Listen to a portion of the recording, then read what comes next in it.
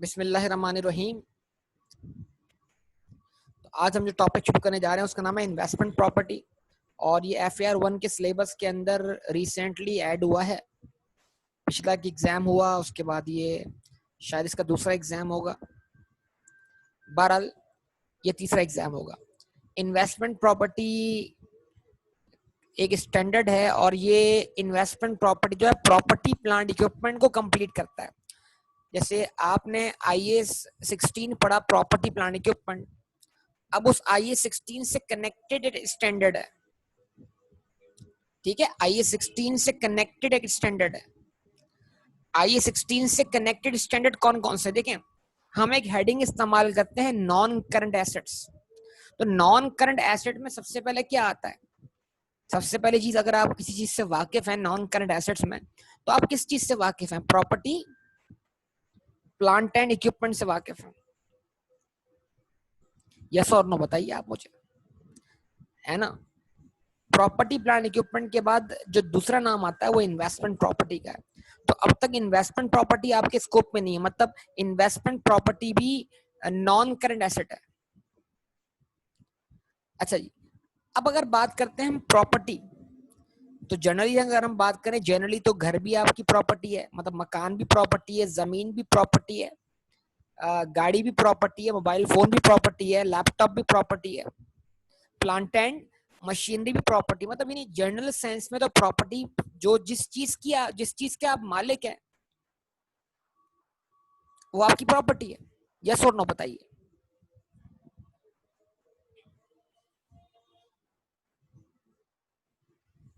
जवाब दें बेटा, रिस्पॉन्स दें। लेकिन अगर स्पेसिफिक सेंस में प्रॉपर्टी की बात की जाए, तो स्पेसिफिक सेंस में प्रॉपर्टी का मतलब क्या ले जाएगा? अगर कोई बंदा बोलता है मेरे पास बहुत सारी प्रॉपर्टीज हैं, तो आप इस बात का मतलब क्या लेंगे बताइए।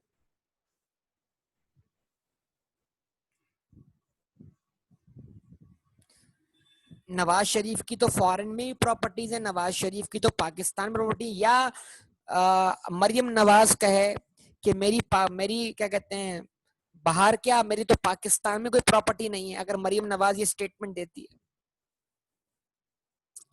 तो ये जो प्रॉपर्टी लफ्ज आया है, ये फिर यानी स्पेसिफिक सेंस में कहाँ इस्तेमाल हुआ है? प्रॉपर्टी का स्पेसिफिक सेंस क्या बना बताइए। कि लफ्ज प्रॉपर्टी का जो इतलाक होगा, ये अप्लाई करेंगे, इसको कहाँ अप्लाई करेंगे? वो कौन सी एग्जाम्पल बनेगी जिसमें प्रॉपर्टी लफ्ज अप्लाई हो जाएगा? रिस्पॉन्स करें प्लीज बेटा।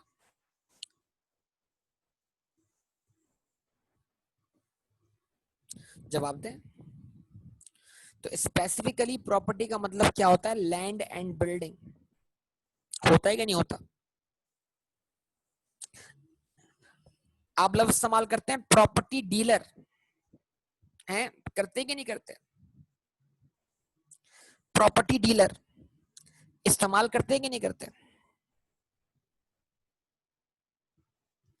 तो प्रॉपर्टी डीलर का मतलब क्या लेते हैं आप? वो बंदा जो लैंड एंड बिल्डिंग में क्या करता हो? डील करता हो, प्लॉट्स की डीलिंग करता हो, बिल्डिंग्स की डीलिंग करता हो, फ्लैट्स की डीलिंग करता हो। यस और नो बताइए, क्या कह सकते हैं, है ना, ब्रोकर। लेकिन हमारा मकसद भी ब्रोकर से नहीं है, हमारा मकसद जो लफ्ज है ना, property dealer, real estate dealer, सोन,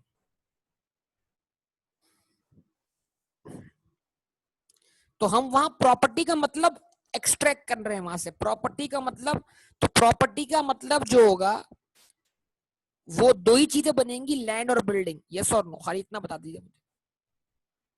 जनरली तो फिर बहुत सी चीजें आपकी प्रॉपर्टी हैं, लेकिन जब स्पेसिफिक सेंस में बात होगी तो फिर प्रॉपर्टी का मतलब क्या बनेगा? लैंड और बिल्डिंग ही बनेगा ना। क्या कहते हैं आप लोग, इस बात से मुत्तफिक हैं मेरी?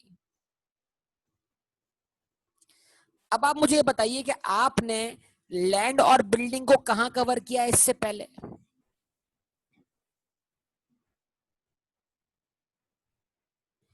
अब आप मुझे बताइए, इससे पहले आपने लैंड और बिल्डिंग को कवर कहां किया है? वेरी गुड, कहां कवर किया है? प्रॉपर्टी प्लांट एंड इक्विपमेंट में, जो कि कहां कवर होता है? IAS 16 में। तो एक तो है प्रॉपर्टी प्लांट इक्विपमेंट की definition, property plant equipment are tangible items held for production, selling and distribution, administration and rental to others. याद है? मैं याद दिलाने के लिए दोबारा लिख रहा हूं.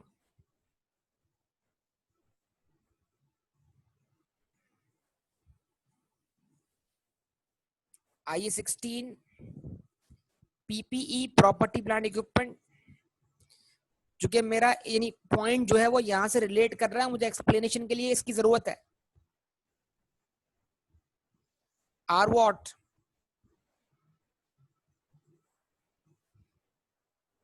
Tangible items.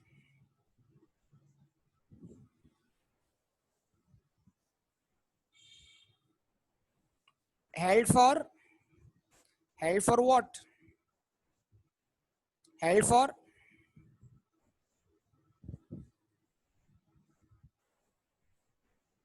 production, selling and distribution,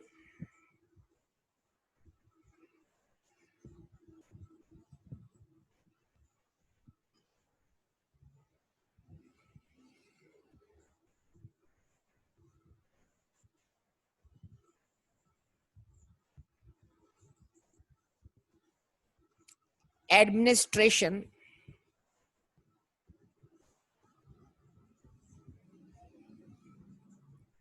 and what?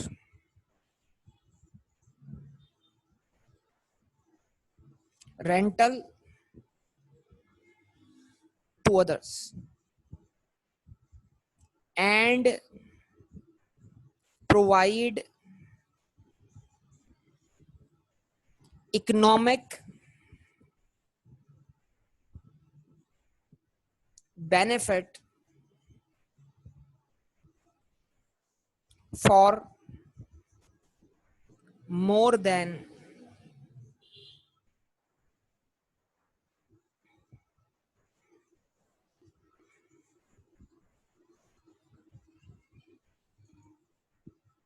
one accounting period.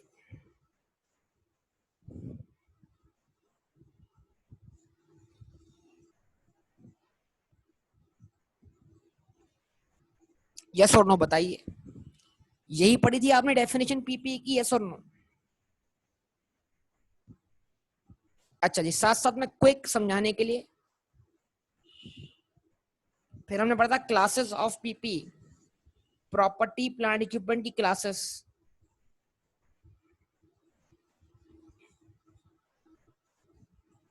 Land, building, plant and machinery, ठीक है जी, इक्विपमेंट्स,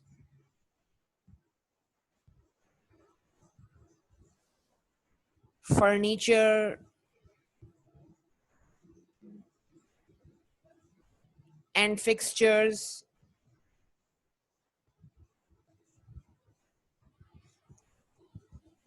vehicles, ships,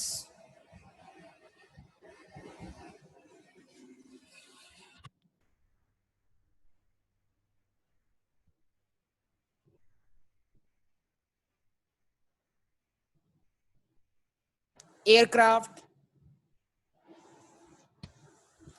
ठीक है जी.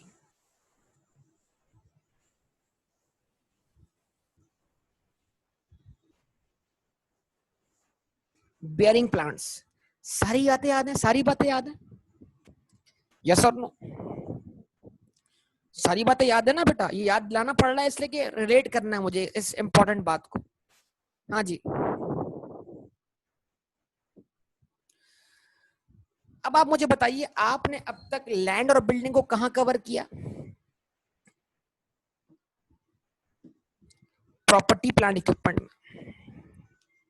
ठीक है जी. तो बड़ा सिंपल सा मामला बता रहा हूं मैं आपको. लैंड और बिल्डिंग को आप कब एक्सक्लूड कर देंगे, यानी लैंड और बिल्डिंग IA-16 में कब फॉल नहीं करेगा? जब वो प्रॉपर्टी प्लांट इक्विपमेंट का एक चौथा पॉइंट पूरा करता हूं. मतलब जो चौथा पॉइंट है ना, कौन सा चौथा पॉइंट? ये जो चौथा पॉइंट है ना, ये चौथा पॉइंट जो है ये लैंड और बिल्डिंग के लिए नहीं है, बाकी सबके लिए।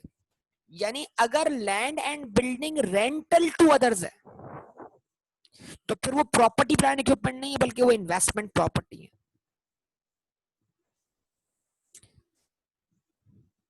मेरी बात समझे कि नहीं समझे? यानी प्रॉपर्टी तो हमने लफ्ज कवर किया, प्रॉपर्टी का मतलब लैंड और बिल्डिंग। तो लैंड और बिल्डिंग IS 16 में भी कवर होते हैं बतौर प्रॉपर्टी प्लांट इक्विपमेंट, और लैंड और बिल्डिंग बतौर इन्वेस्टमेंट प्रॉपर्टी भी कवर होता है। अभी तक मैंने आपके सामने इन्वेस्टमेंट प्रॉपर्टी की डेफिनेशन नहीं रखी बेटा, लेकिन जो कुछ भी आपने पढ़ा है उसकी बेस पर मैं इन्वेस्टमेंट प्रॉपर्टी को एक्सक्लूड कर रहा हूं। किस में से एक्सक्लूड कर रहा हूं? प्रॉपर्टी प्लांट इक्विपमेंट में से। कब लैंड एंड बिल्डिंग को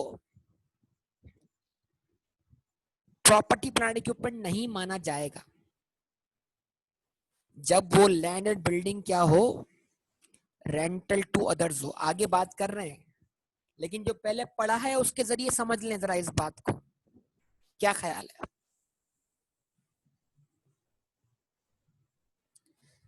इसका मतलब लैंड एंड बिल्डिंग अगर काम आ रहा है प्रोडक्शन के तो property plant equipment IS 16। Land and building अगर काम आ रहा है सेलिंग एंड डिस्ट्रीब्यूशन के तो IS 16। लैंड एंड बिल्डिंग अगर काम आ रहा है एडमिनिस्ट्रेशन के तो भी IS 16। Head office, warehouse, selling and distribution, factory, production. जवाब दें बेटा। लेकिन अगर आपके पास जरूरत से ज्यादा लैंड और बिल्डिंग है जो आपने किसी को रेंट पे दे दिया है, तो फिर अब IS 40 पढ़ने के बाद आप उसको प्रॉपर्टी प्लांट इक्विपमेंट में नहीं कवर करेंगे, बल्कि कहां कवर करेंगे? सब बताइए, ताकि मुझे पता लगे आपको मेरी बात पहुंच रही है कि नहीं पहुंच रही। कहां कवर करेंगे? बोलिए, बताइए, कहां कवर करेंगे बेटा? इन्वेस्टमेंट प्रॉपर्टी में कवर करेंगे। यानी अगर land and building 3 function perform करे तो प्रॉपर्टी प्लांट इक्विपमेंट, चौथा फंक्शन परफॉर्म करे तो इन्वेस्टमेंट प्रॉपर्टी। अभी इन्वेस्टमेंट प्रॉपर्टी ये बात मुकम्मल तौर पर शुरू नहीं हुई है, लेकिन अब तक बात वहां से शुरू हुई है जो हम सीखा हुआ है हमने। अच्छा जी, ओके। अच्छा, थोड़ी सी एक और क्लेरिफिकेशन मिल जाए ना। एक बंदा रेंटे कार का बिजनेस करता है, तो रेंटे कार में वो क्या देता है? व्हीकल देता है। व्हीकल अगर रेंटल टू अदर हो जाए तो क्या वो प्रॉपर्टी प्लांट इक्विपमेंट रहेगा या वहां से निकल जाएगा? अगर व्हीकल रेंटल टू अदर्स है तो क्या मैं व्हीकल को इन्वेस्टमेंट प्रॉपर्टी मानूं या प्रॉपर्टी प्लांट इक्विपमेंट में ही कवर करूं? कॉन्सेप्ट एक एक बात क्लियर करके चलेंगे हम आगे। बताइए। व्हीकल को तो मैं प्रॉपर्टी प्लांट इक्विपमेंट ही रहने दूंगा। क्यों? क्यों? क्योंकि मैंने कहा था सिर्फ 2 चीजें प्रॉपर्टी प्लांट इक्विपमेंट में से ये चौथा फंक्शन परफॉर्म करती हूं तो उनको एक्सक्लूड किया जाएगा। बाकी बाकी किसी को भी एक्सक्लूड करने की जरूरत नहीं है बेटा। यानी इसका मतलब क्या है? अगर plant and machinery rental to others है, अगर furniture and fixture rental to others है, अगर व्हीकल्स रेंटल टू अदर्स है, एयरक्राफ्ट, शिप्स, बेयरिंग प्लांट्स, अगर ये सब चीजें रेंटल टू अदर्स है, तब भी रेंटल टू अदर्स होने के बावजूद भी ये तमाम चीजें बेटा क्या रहेंगी? क्या रहेंगी? बताइए ना यार, क्या रहेंगी? ये तमाम चीजें प्रॉपर्टी प्लांट इक्विपमेंट ही रहेंगी। तो मैंने सिर्फ प्रॉपर्टी प्लांट इक्विपमेंट में से एक्सक्लूड किया है किसको? लैंड एंड बिल्डिंग को। वो भी कब? जब वो रेंटल टू अदर्स हो। क्लियर? अब कोई इसमें शक शुबा नहीं होना चाहिए, कोई कंफ्यूजन नहीं होना चाहिए। यहां तक मेरी बात आप तक पहुंच गई? ऐसा ही है ना? गुड, जबरदस्त, बेहतरीन बात हो गई। अब बेटा यहां से आगे बढ़ते हैं और कहां जाते हैं? यहां से आगे बढ़ने के बाद हम इन्वेस्टमेंट प्रॉपर्टी लफ्ज को कवर करते हैं। ठीक है? तो अब इन्वेस्टमेंट प्रॉपर्टी की जरा डेफिनेशन आता है ना जरा। तो अब हम नेक्स्ट पेज पर इसको क्या करते हैं? इन्वेस्टमेंट प्रॉपर्टी की डेफिनेशन को कवर करते हैं। कि IS-40 खुद क्या बोलता है। क्योंकि हम पहले समझते थे अपनी अंडरस्टैंडिंग के हिसाब से, जो अब तक हम सीख चुके थे, और अब हम IS-40 सुनते हैं, जरा IS-40 क्या बोलता है।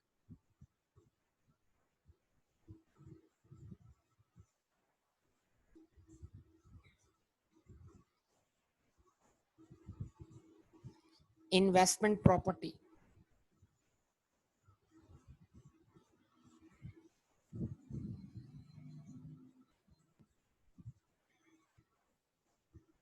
Yes, what is investment property. तो IS-40 कहता है इन्वेस्टमेंट प्रॉपर्टी इज व्हाट,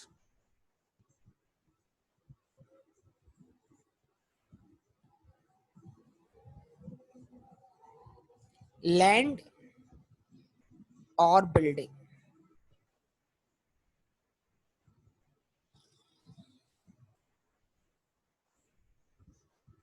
ठीक है जी, लैंड और बिल्डिंग।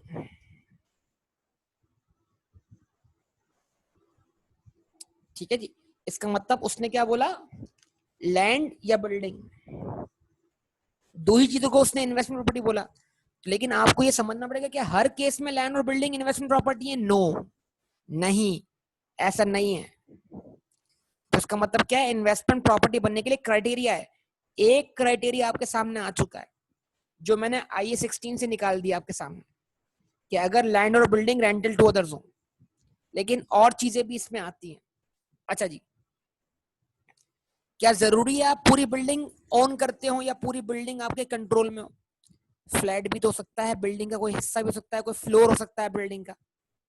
ठीक है, क्या कहते हैं। हाँ भाई, बुर्ज खलीफा क्या है, बुर्ज खलीफा,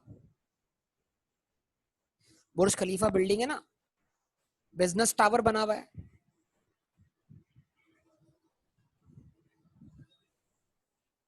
अब वो कोई 100% तो ओन नहीं कर सकता, क्या ख्याल है। इतनी महंगी बिल्डिंग,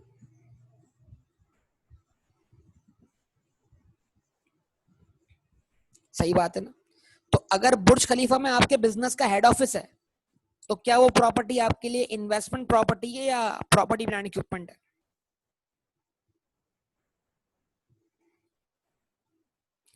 और अगर बुर्ज खलीफा में मौजूद एक क्या कहते हैं, एक फ्लोर को या हेड ऑफिस वाले स्पेस को आपने किसी को रेंट पे दे दिया, तो फिर अब वो क्या बन गई बेटा, इन्वेस्टमेंट प्रॉपर्टी बन गई। तो आई थिंक ये बार बार बात, मतलब बार बार बात रिपीट कर रहा हूँ कि इसमें कोई गलती मत कीजिएगा। अच्छा जी, तो ये पता लगा लैंड और बिल्डिंग है। ठीक है जी, और क्या हो सकता है, और बोथ। बोथ का मतलब क्या है, सिर्फ जमीन प्लॉट भी हो सकता है। ठीक है, जमीन आपकी ना हो, सिर्फ बिल्डिंग आपकी हो, ये भी हो सकता है। और जमीन समेत बिल्डिंग आपकी हो, ये भी हो सकता है। क्लियर। बास केस में क्या होता है, बिल्डिंग स्ट्रक्चर आपका होता है, जमीन लीज पर होती है। जवाब दें, होता है कि नहीं होता।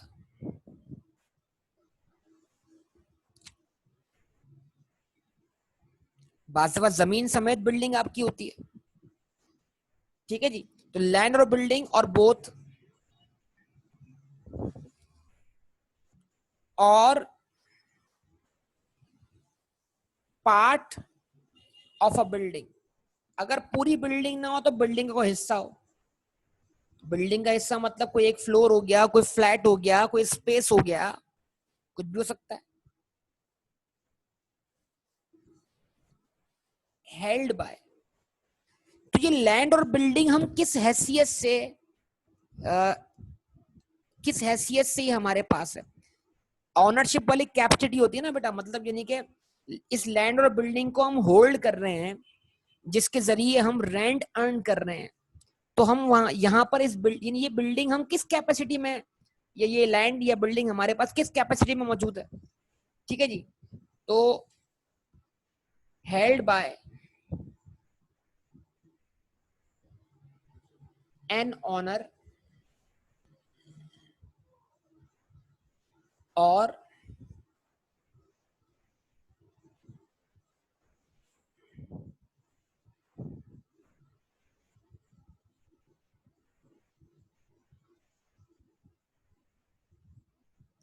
लेसी, लेसी मतलब जो बंदा कोई चीज किस पे लेता है, लीज पे लेता है।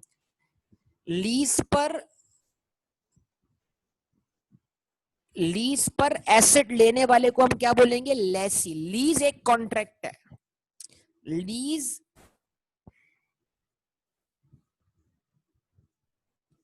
लीज क्या है, कॉन्ट्रैक्ट है। और ये कॉन्ट्रैक्ट दो पार्टीज के दरमियान है। एक पार्टी एसेट लीज पे प्रोवाइड कर रही है, दूसरी पार्टी एसेट लीज पे एक्वायर कर रही है। तो जो पार्टी एसेट लीज पे एक्वायर कर रही है वो लेसी है, ठीक है जी। और जो पार्टी एसेट लीज पे प्रोवाइड कर रही है वो लेसॉर है। तो लीज एक कॉन्ट्रैक्ट है और इसके ऊपर एक स्टैंडर्ड कवर हो रहा है, स्टैंडर्ड। उस स्टैंडर्ड का नाम है IFRS 16, जो आपको FAR 2 में पढ़ने को मिलेगा। तो अगर किसी को लीज का इंट्रोडक्शन देखना हो थोड़ा बहुत स्टार्टिंग, तो वो FAR 2 वाला मेरा पहला लेक्चर देख ले, इसमें मैं ये पार्टीज इंट्रोड्यूस करवा रहा हूँ, अगर किसी को समझना हो तो अलग से, ठीक है जी। हेल्ड बाय लेसी अंडर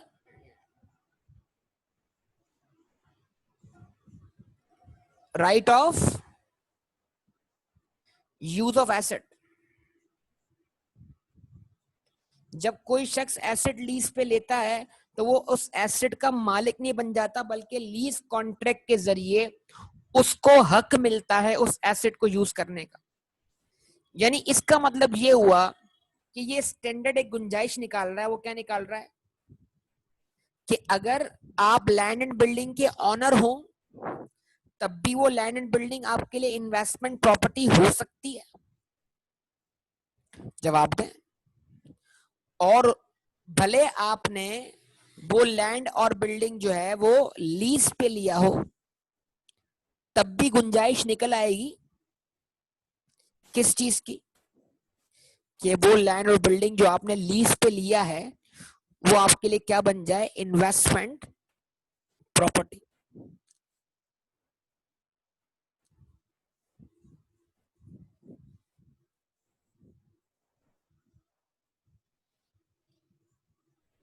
ठीक है, बात समझ में आती है। दो बातें कर दी, मतलब यानी आप उस लैंड और बिल्डिंग को किस कैपेसिटी में आप होल्ड करते हैं, बतौर ऑनर होल्ड करते हैं और बतौर लेसी होल्ड करते हैं। अच्छा जी, तो ये कैपेसिटी आपके सामने आ गई। चलें जी, ओके। अब आगे क्यों करते हैं होल्ड, होल्ड क्यों करते हैं, होल्ड करने की जरा वजह तो बताएं। इन्वेस्टमेंट प्रॉपर्टी होल्ड करने की वजह समझाएं, मकसद बताएं। To earn what, rentals. To earn what, rentals. क्या कमाना चाहते हैं आप इस प्रॉपर्टी से। आ गई बात, रेंटल टोटल वाली बात कवर हो गई ऑटोमेटिक यहाँ पर। जवाब दे बेटा, ऑटोमेटिक बात कवर हो गई। टू अर्न रेंटल्स और फॉर कैपिटल एप्रिसिएशन।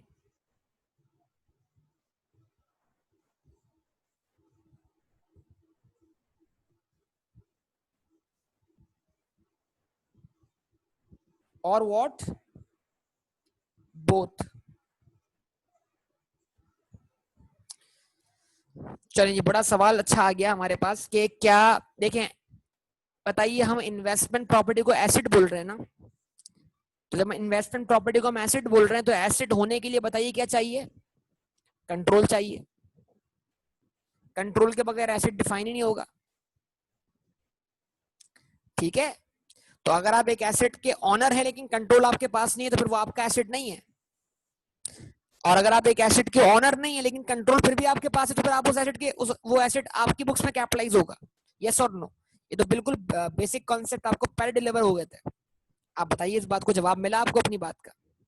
तो इसका मतलब क्या है, जिस चीज को हम एसेट बोलेंगे उस पर कंट्रोल डिफाइन होगा बेटा, भले आप उसके ऑनर हो या ना हो। तो लीज लिखने का मकसद ही क्या है कि बतौर लेसी आप उस प्रॉपर्टी के ऑनर तो नहीं, लेकिन इसका मतलब कंट्रोल आपके ही पास है।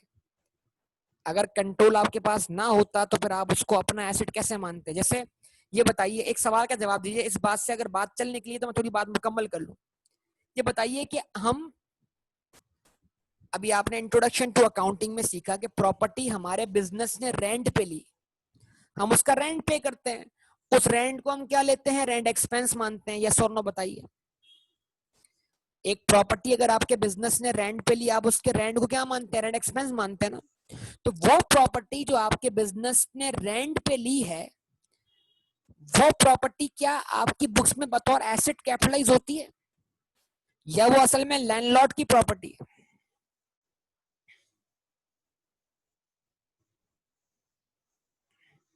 जवाब दें।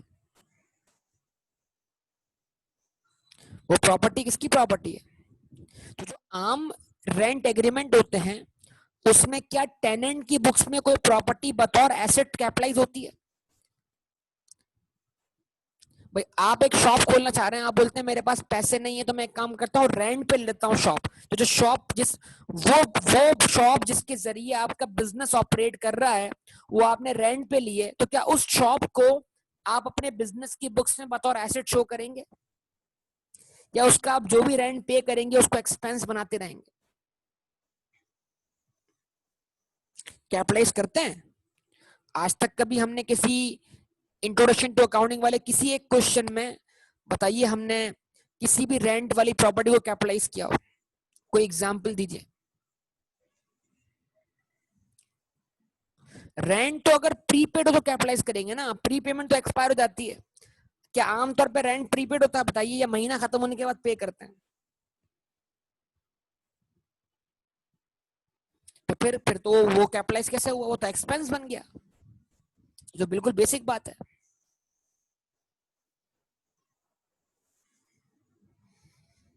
तो मैं सवाल बड़ा सिंपल कर रहा हूं, आज तक आपने किसी बिजनेस ने अगर प्रॉपर्टी रेंट पे ली हो तो आपने क्या उसको बतौर एसेट कैपिटलाइज किया प्रॉपर्टी को?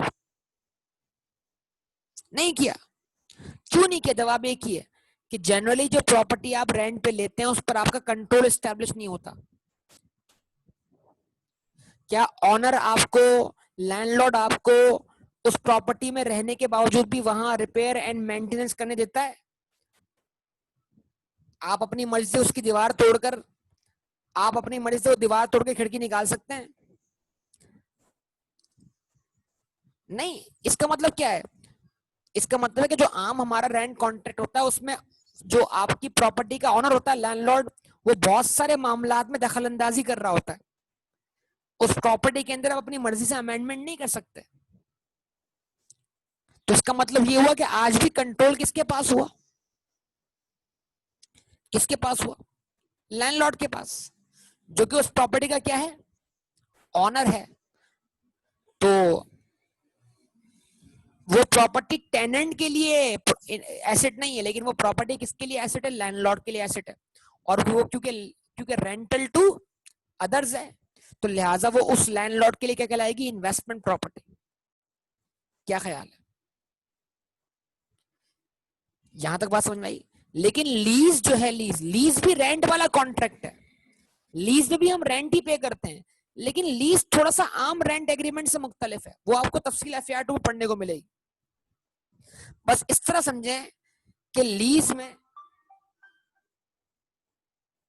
लीज में जो है वो एक तरह से कंट्रोल हमारे पास आ जाता है।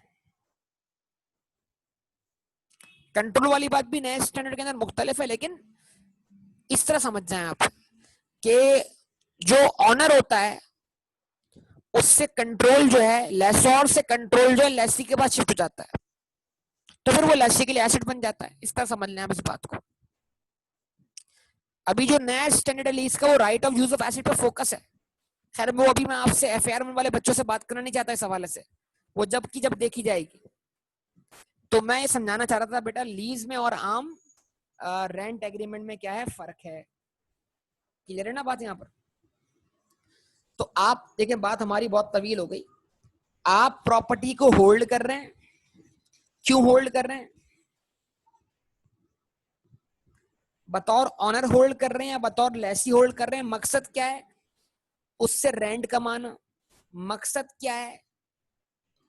उस लैंड और बिल्डिंग की वैल्यू में अगर इजाफा हो जाए तो फिर बाद में बेचकर क्या हो, आपको गेन हो, मतलब कैपिटल एप्रिसिएशन।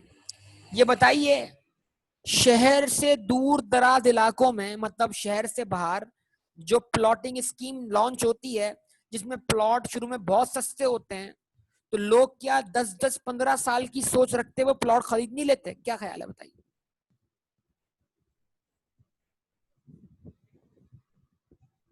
क्यों खरीदते हैं?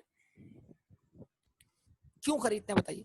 आज गवादर में अगर आप प्रॉपर्टी खरीदते हैं गवादर में, तो गवादर को अभी भी स्टैब्लिश होने में 5 से 10 साल चाहिए, टाइम लगेगा, उसका ज्यादा भी लग जाए, मैं कुछ कह नहीं सकता इस बारे में।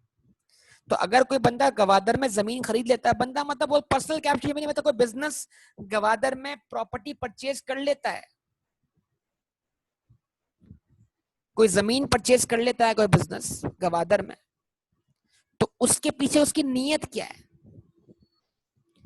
कि वक्त गुजरे, लाखों की प्रॉपर्टी करोड़ों में आ जाए, करोड़ों की प्रॉपर्टी अरबों में आ जाए, क्या करूं मैं, उसको बेचूं? यस और नो? तो इस चीज को नाम दिया किस चीज का? कैपिटल एप्रिसिएशन का। कि आपने अगर 10 लाख रुपए का प्लॉट लिया था, तो 2 साल बाद, 3 साल बाद, 5 साल बाद वो अगर वो प्लॉट जो है 1 करोड़ का हो जाएगा, तो फिर तो लॉटरी निकल आई ना आपकी। तो एकदम से अगर प्रॉपर्टी ऊपर निकला है। एक टाइम था ऑटोबान रोड पर मैकडोनल्ड वाली पट्टी पे मैकडोनल्ड के अलावा कुछ भी नहीं हुआ करता था, और जंगल नुमा मंजर था बेटा ये।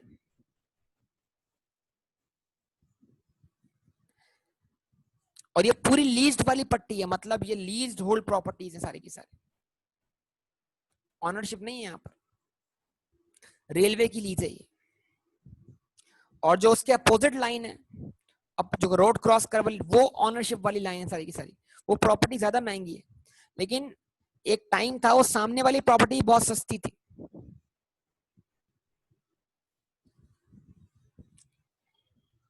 अगर एक बंदे ने 40 लाख की एक बहुत बड़ा बैंगलो परचेज किया, 40 लाख का, 10 या 15 साल पहले, और वो बैंगलो अभी उसने बेचा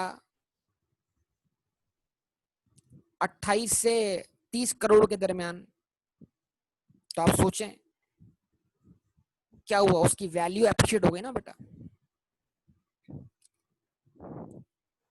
अब आप मुझे बताइए, अब देखिए बात लंबी हो जाएगी, बड़ी सिंपल सी। तो मतलब क्या है, मकसद क्या है? रेंटल्स, मकसद क्या है? कैपिटल एप्शन, और मकसद क्या है? बोथ।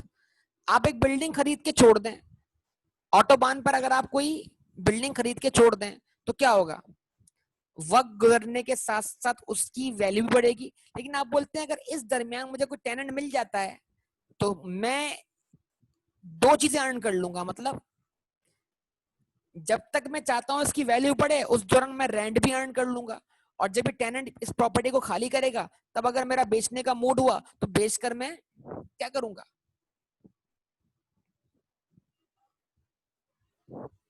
Capital appreciation. यस और नो? जवाब दें। तो हमारी बात बहुत तवील हो गई इसके ऊपर। तो इसका मतलब क्या है? दो मकसद सामने आ गए, इन्वेस्टमेंट प्रॉपर्टी के दो मकसद सामने आ गए। ठीक है जी।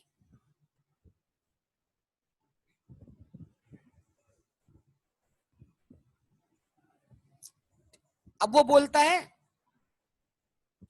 वो प्रॉपर्टी हरगिज इन्वेस्टमेंट प्रॉपर्टी नहीं होगी जो कि काम आती हो किसमें? रादर देन फॉर यूज इन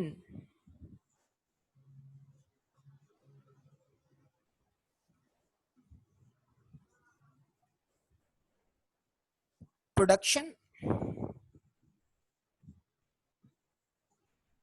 और सप्लाई ऑफ गुड्स एंड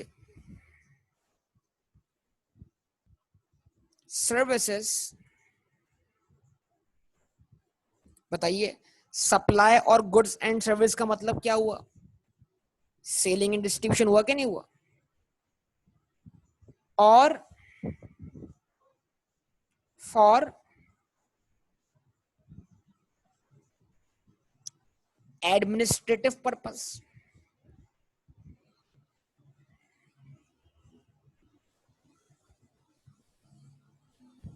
जवाब दीजिए। और सेल इन द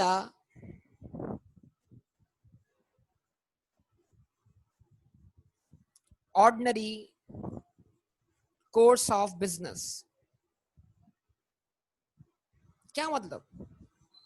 ये लास्ट पॉइंट क्या है? इसका मतलब लैंड बिल्डिंग अगर काम आ रहे हैं किसके? प्रोडक्शन के, तो प्रॉपर्टी प्लांट इक्विपमेंट।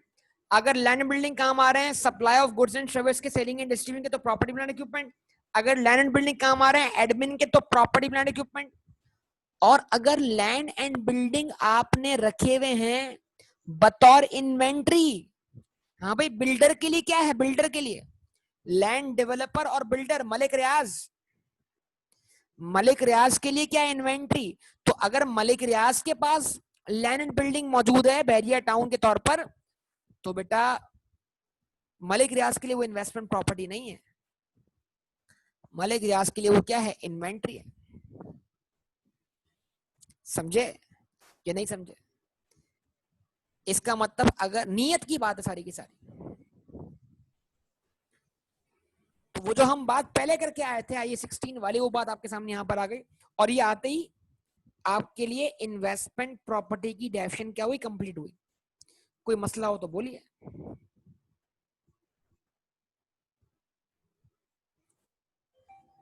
ठीक है, एक मिनट बेटा जरा होल्ड कीजिएगा आप लोग।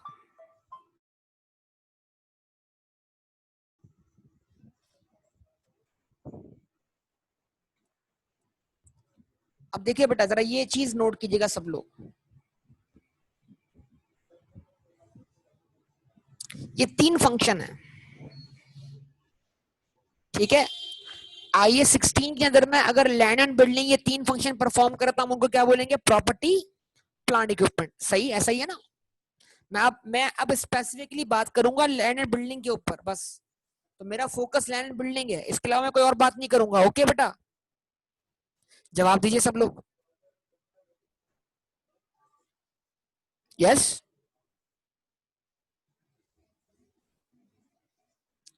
अच्छा, आईए 16 की डेफिनेशन के हिसाब से अगर लैंड बिल्डिंग काम आए प्रोडक्शन के, सेलिंग एंड डिस्ट्रीब्यूशन के, एडमिनिस्ट्रेशन के, तो वो प्रॉपर्टी प्लांट इक्विपमेंट है। लेकिन आईएस 40 भी तो इसको कवर कर रहा है ना। तो आईएस 40 बोल रहा है कि अगर लैंड एंड बिल्डिंग काम आए प्रोडक्शन के, सेलिंग एंड डिस्ट्रीब्यूशन के, एडमिनिस्ट्रेशन के, तो फिर वो इन्वेस्टमेंट प्रॉपर्टी नहीं है। तो आईएस 40 भी इसको नाम दे रहा है। तो आईएस 40 इसको नाम क्या दे रहा है? आईएस 40 इसको नाम दे रहा है ऑनर ऑक्यूपाइड प्रॉपर्टी। क्या नाम दे रहा है? Owner occupied property. सही है जी। यानी आईएस 40 की नजर में वो लैंड और बिल्डिंग जो काम आता है एडमिनिस्ट्रेशन के, प्रोडक्शन के और सेलिंग एंड डिस्ट्रीब्यूशन के, तो वो क्या है बेटा? लिखेंगे सब लोग।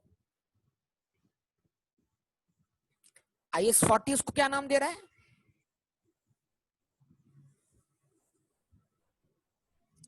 आईएस 40 उसको नाम दे रहा है ऑनर ऑक्यूपाइड प्रॉपर्टी। करेक्ट?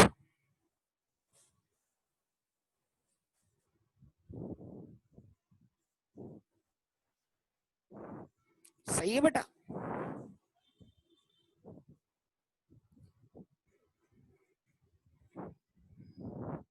तो फिर अगर कोई पूछे कि what is the definition of owner occupied property, अगर कोई आपसे पूछे कि ऑनर ऑक्यूपाइड प्रॉपर्टी क्या है, तो आईएस 40 के नजदीक ऑनर ऑक्यूपाइड प्रॉपर्टी क्या है? वो लैंड और बिल्डिंग जिसको आप ओन करते हो या फिर आपने लीज पे लिया हो, काम आए किसके, प्रोडक्शन के, सेलिंग एंड डिस्ट्रीब्यूशन के और एडमिन के। वो क्या है, वो क्या है बेटा IS 40 की नजर में? क्या वो इन्वेस्टमेंट प्रॉपर्टी है या वो honour occupied property?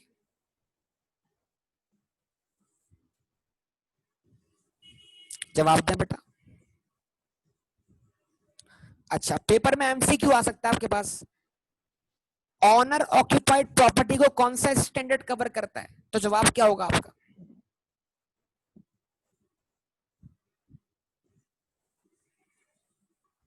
Wrong answer ना, ऑनर ऑक्यूपाइड प्रॉपर्टी को IS 16 कवर करता है यार। हम IS 14 में इसकी अकाउंटिंग थोड़ी सीख रहे हैं, IS 14 इसको खाली नाम दे रहा है, असल स्टैंडर्ड तो इसका कौन सा IS 16 ही हुआ ना। देखो घूम गए ना, घुमा दिया एग्जाम ने ना तुम्हें यार, मजे से तुम घूम गए एग्जाम। इसकी अकाउंटिंग, इसकी कैपिटलाइजेशन, ये तो डील कौन कर रहा है? वो तो IS 16 डील कर रहा है ना बेटा। अब ये मसले हैं छोटे छोटे हमारे पास, इतनी तफसीली बात करने के बाद भी हमसे बारीक बारीक मिस्टेक्स हो जाती हैं एग्जामिनेशन। ठीक है, तो मैं इसको फिलहाल इतना रखता हूँ डिस्कशन को, इंशाल्लाह फिर इसको मैं कंटिन्यू करूंगा अगली क्लास से। ये मैंने आपके सामने एक बुनियाद शुरू कर दी, इसको डिस्कस कर लेंगे आपसे, कंटिन्यू रखेंगे इंशाल्लाह। ओके बेटा, तो इसको स्टॉप कर रहा हूँ, बाकी बातें आपसे होती रहेंगी अगली क्लास में। अल्लाह हाफ़िज़।